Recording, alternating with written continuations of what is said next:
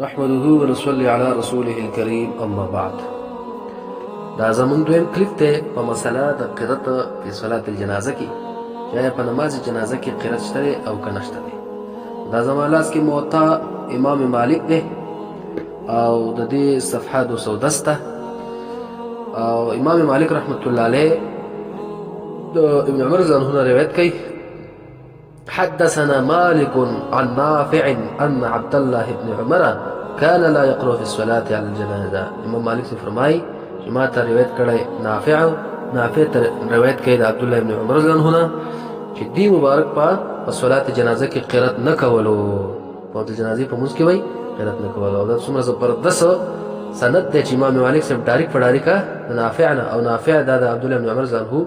هغه شاګرد دی، دا غنه کوم نقل کوي چې عبد الله بن عمر رضی الله عنه صلات جنازه کې قرات نه کولو. اسناد صحیح دی،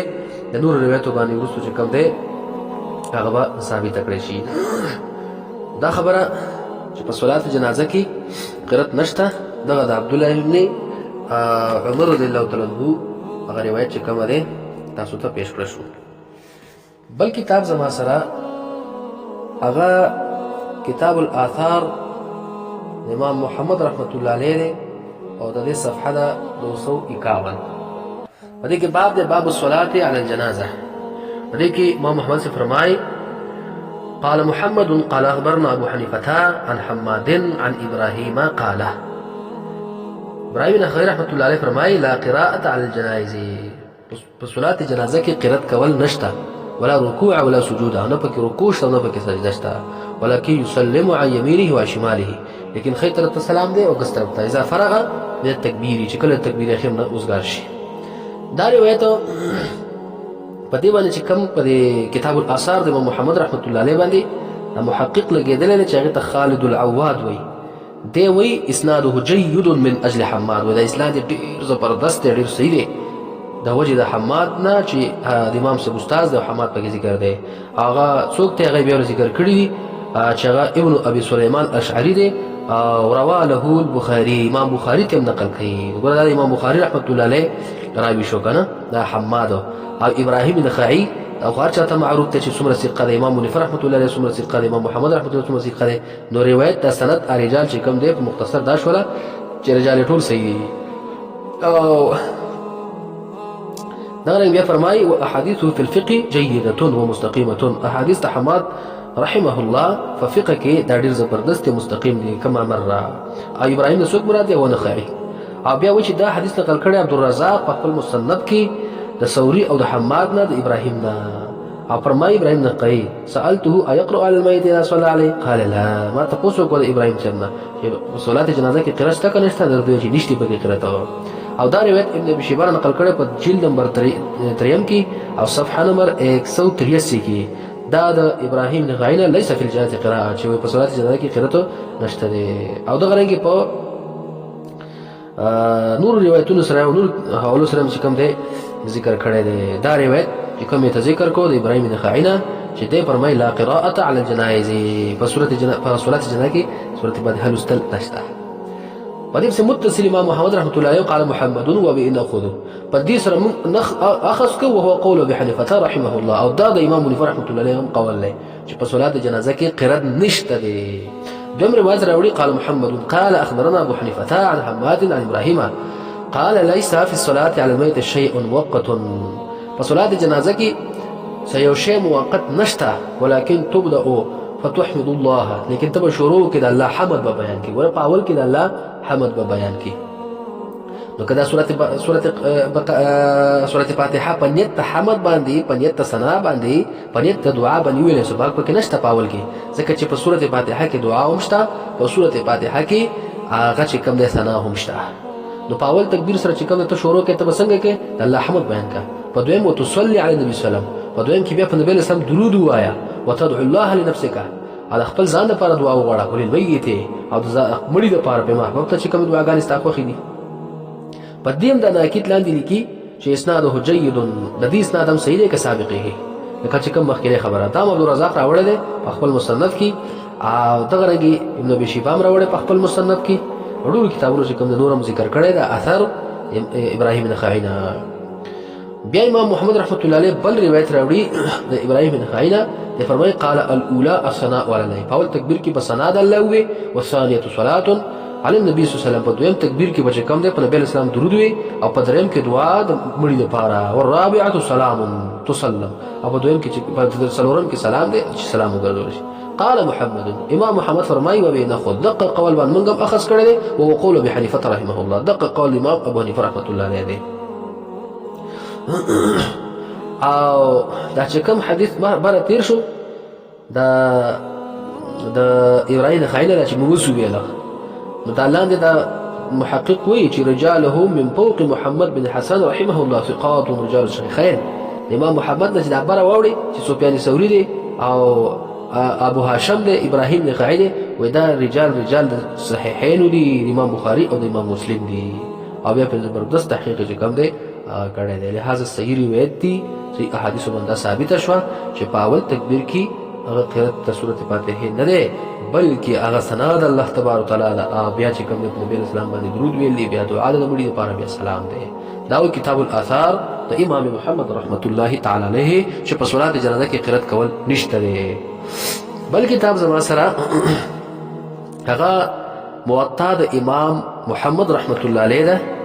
او د دې صفحه 168 ده.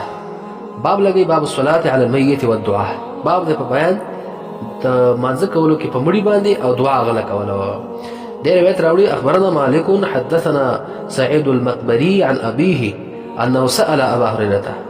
سعيد المقبري خپل پلان روایت کې تاسو کو د اورسم کیف يصلي على الجنازه،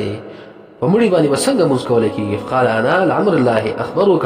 زما دي قسم دی پاغه چا چې مال عمر را کړی چې الله دې زتا ته کوم د خبرداري در کوم چې کله ما مړ کی خودل شي كبرت فحمدت الله وصليت على نبيه، نزاول چې کوم د تکبیر یم الله اکبر، بدي اولنی تکبیر کې زسم فحمدت الله د الله تبارک وتعالى حمد و ثنا بیانوم، وصليت على نبيه بیا په کوم د بلکې د نبی اسلام باندې درود یم، ثم قلت پدرم کې یم اللهم عبدك وابن عبدك، یلا دخو ستا بندر بیا د غدوات نقل شوی ده، او په اخر کې چې کوم دی بیا سلام ګرځي. ورته کوم دا ورسره طریقه خو نه سپاول تکبیر کې به د الله تعالی حمد و ثنا بیانېږي، قرات پکې نشته، په دویم کې به نبی اسلام باندې درود، په دریم کې به چې کوم دی بیا د مړي لپاره دعا، او په څلورم کې به تر نبی سلام ګرځولي. نو قرات د سورۃ فاتحه په کم ځای کې راغی. قال محمد، امام محمد سے فرمایي وبهذا ناخذ، په دې قول سره اخذ کو چې لا قراءه على الجنازه، په صلات جنازه کې قرات نشته دی، او قول ابي حنیفه رحمه الله، دا قول امام ابو حنیفه رحمت الله علیه. دا خبره ثابته شوه چې امام ابو حنیفه رحمت الله علیه په نسبت باندې د امام مالک رحمت الله علیه په نسبت باندې په نماز جنازه کې په صلات جنازه کې قرات د سورۃ الفاتحه یا د قران کریم د بل سورۃ هغه نشته دی. دا د احناف هغه مسلک او مذهب دی په دې مسله کې. بل کتاب زما پلاس کې هغه نصب الرایه ده، علامه زیدی رحمت الله علیه جلد دویم دی، او صفحه ده دا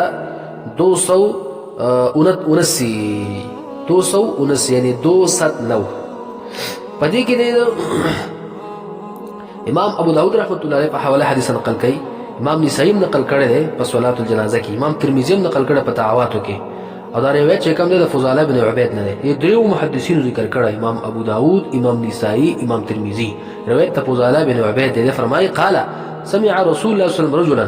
نبی صلی الله علیه وسلم د شړې نو اورېدل په نماز جنازه کې يدعو چې دعا وغوښتله، لم يمجد الله، خدای الله را ثنا بیان نکړه، ولم يصلي على النبي صلی الله علیه وسلم، او په نبی صلی الله علیه وسلم باندې درود هم نه ویلا. فقال رسول الله صلی الله علیه وسلم عجل هذا، نبی صلی الله علیه وسلم فرمایل دې سړي چې کوم د تادی وکړه په صلات جنازه کې نه د الله ثنا بیان کړه، نه په نبی اسلام باندې درود ویلا. ثم دعاه، بیا نبی اسلام راوغته فقال له، ورته یو فرمایل اذا صلى احدكم، کله چې سړی تاسو باندې مونږ کوي په نماز جنازه کوي، په مړي باندې مونږ کوي، څه چل وکي؟ فليبدا بتمجيد ربه، دې اول شروع کی په تمجید بزرګۍ د خپل رب سره، وثناء علیه د الله فثنا سره. ګوره د الله ثنا به بیانې د الله حمد به بیانې په اول تکبیر سره ثم يصلي على النبي صلی الله علیه وسلم په دویم تکبیر کې په نبی اسلام باندې درود وي ثم يدعو ببعده بما شاء بیا ولغې نو ورستو هغه دعا کې چې کوم دعا ستاسو خو په دې کې بیا ډیر روایت راغلي چې کوم دعا به کول شي یو دعا په کې خاصه نشته هر دعا چې کوم دې دا یاد کړئ په صلات جنازه کې هر دعا کول شي او هر درود په کې ویل شي که درود ابراهیمی او که دغه مونږ چې کوم په کې خاص درود وایو هر درود په کې ویل شي او بعض فقها د درود ابراهیمی ته چې کوم د بهتر ویل دي او بعض فقها د مونږ چې کوم خاص کار یاد کړل دي ته بهتر ویل دي د درود ابراهیمی په کې ویل شي دا نور درودونه په کې ویل شي هر دعا په کې کول شي یوازې موقت یو درود رانیول او بل ته ناجایز ویل دا خبرم غلطه ده یوازې یو دعا یادول او بل ته ناجایز ویل دا غلطه ده ځکه مختلف روایت په دغه کې راغلي دي امام ترمذی په دې حدیث نقل کولو بس متصل بیا فرمایي چې امام چې نبی علیہ الصلوۃ والسلام صحابي ته طریقه وښودله چې کله صلات جنازه کینو اول بد الله حمد و ثنا بیان کی په دویم تکبیر کې نبی رسول درود وي په دریم کې چې کوم دی بیا دعا وغواړو څلورم کې بیا چې کوم دی سلام ګرځول دي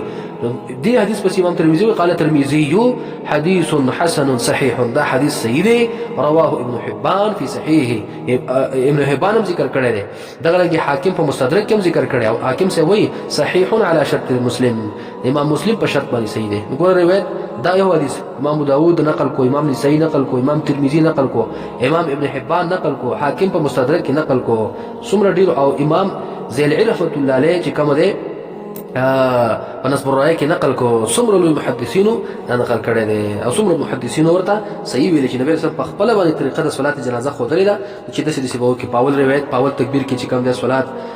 حمد و ثنا وای په دویم کې په نبی رسول درود وای په دریم کې دعا وغواړه او په سلام کې به سلام ګرځول دي دا صلات جنازه بیان طریقه ده او واضحه طریقه ده چې نبی رسول الله مبارک هغه خپل صحابي ته طریقه کار خو دلته دغه په دغه الفاظو باندې خو دلته او که په حدیث باندې څوک جرح لري نو جرح هم چې کوم د بے زیده هغه توثیق چې کوم دی مونږ وکړو چې دومره لوی محدثین نقل کړل او دومره محدثینو چې کوم دغه ته صحیح ویلي دي نو نبی صلی الله علیه وسلم مبارک ته دا طریقه خو دله نو که په صلات جنازه کې قرات وې نو نبی صلی الله علیه وسلم او تبیا خو دلی وی کنه چې قرات پکې هم کوا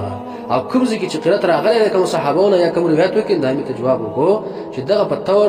د سنا سره په تور د دعا سره ویلې شي څه خبره پکې نشته مستقل په صلات جنازه کې چې کوم د قرات هغه نشته دی